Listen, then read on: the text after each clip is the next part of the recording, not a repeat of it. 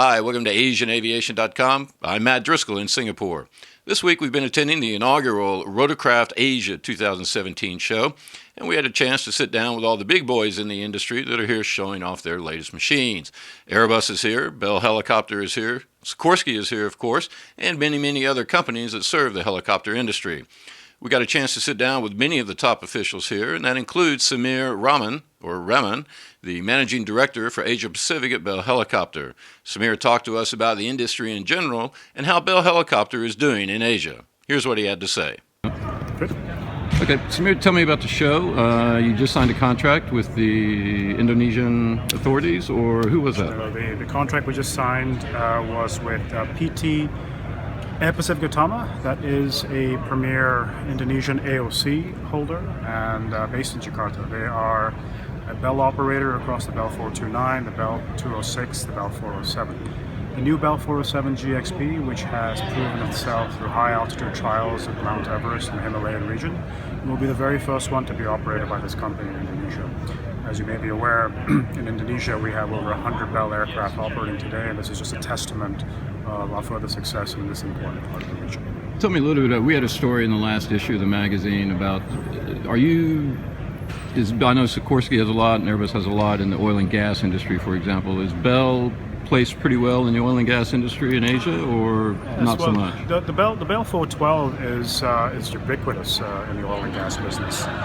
Unfortunately, the way the economy has taken a bit of a challenging turn in the oil and gas market, Bell Helicopter has been able to focus on other segments of the market, especially in Asia Pacific.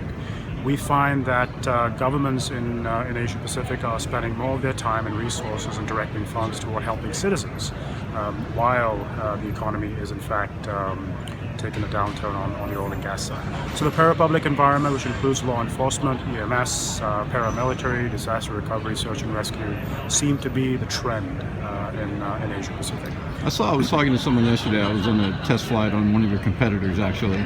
But we were talking about emergency medical, for example, and in Asia, that seems to be a market that remains to be penetrated really well because it's not so developed in places like Malaysia, some of the other countries, for various reasons. Who's going to pay for it? Insurance, landing sites, just familiarity with setting up that kind of an emergency infrastructure. How can you help governments along in trying to develop that end of the market? The United States is the largest EMS market in the world. And what I think the FAA does and does well is have education seminars around the world. The Aviation Cooperation Program, the ACP for instance, allows governments around the world to understand how to develop the infrastructure for EMS operations, how to develop funding for it and resources and heliports, etc. The key issues, as you highlighted in Asia Pacific, are in fact who's going to pay for it. Is it corporate social responsibility? Is it an insurance scheme? And we're talking about recovering people from the side of roads when it comes to highways. Do the highways charge a toll for people passing by? There are various mechanisms.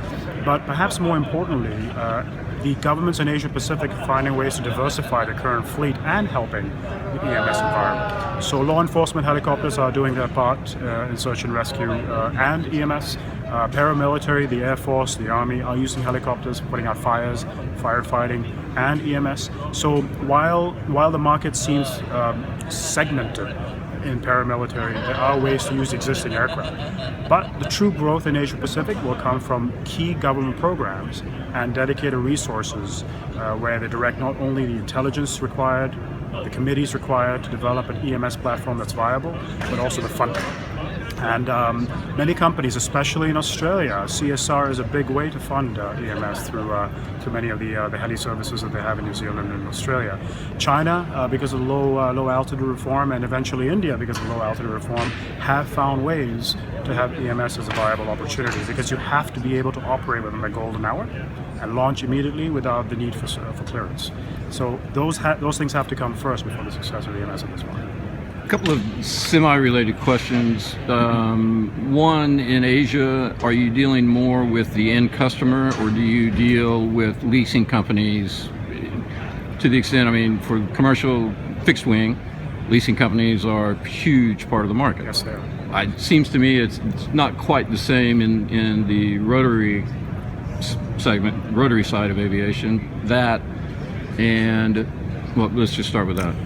Well, leasing continues to be a key enabler across both fixed-wing aviation as well as rotor-wing aviation. The key difference is the rotor-wing aviation leasing companies tend to favor contractual leases, where there is a revenue stream for the helicopters for which they're financing, either through an operating lease or a finance lease. Now, the key question all customers ask after they make a decision to acquire a helicopter is, how do I pay for it? What's the most cost-effective, what's the most economical way for me to purchase a helicopter and depreciate the helicopter over a number of years over a contract? So what you will find is Bell Helicopter does a great job in balancing not only the ability to work with leasing companies, but perhaps more importantly, also listening to the end user's voice. And that is more important from a standpoint of meeting the requirements. Leasing companies are mostly interested in residual values, of which Bell Helicopter is very well protected at the back end of the business, but also the ability to acquire helicopters, maintain helicopters. And as you may be aware, Bell Helicopter for the last 23 years has been #1 in customer service and support. That matters to leasing companies, that matters to end users, and it matters to the banks. How is the inventory situation now? We had a few rough years with oil and gas, which had some inventory come back into the market. We had the bankruptcy. We had a Chapter 11 in the States. Waypoint had to take some of those machines, put them back into the market, which I think they've done recently. Yes, they have. And all of that. Are the inventory levels about right, or on used equipment, or is it still? Are there still some machines kind of sloshing around looking for a home? Well, the pre-owned market is, the health of the pre-owned market, or the health of each aircraft in the pre-owned market, is quickly determined by the number of aircraft available for immediate sale in the pre-owned market. Bell Helicopter has always maintained and reduced inventory in the pre-owned market, primarily by making sure the residual values are high, primarily by making sure that the aircraft are well supported. Now, as the challenging times that we ride out the way, which I think in the next few years will come to an end, hopefully, we will find inventory levels in the pre-owned market higher than normal, but they trade very quickly depending on the platform, because contracts come, contracts go. And as aircraft are now lasting longer because of the way these aircraft are maintained locally in the education process around Asia Pacific, and making sure these remain airworthy for a lot longer, I expect that the inventory levels will remain somewhat at a mid-level until probably 2018, 2019, where we'll return back to pre-recessionary levels. Any other signings planned for the show? Yes, we do. You should stick around. We've got a couple of releases. I think we've got some under embargo we can share.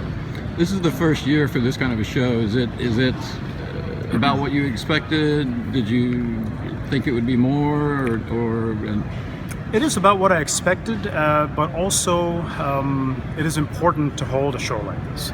Singapore Air Show, though a great platform for Bell Helicopter, is around fixed-wing aviation, is around defense, and of course rotorcraft.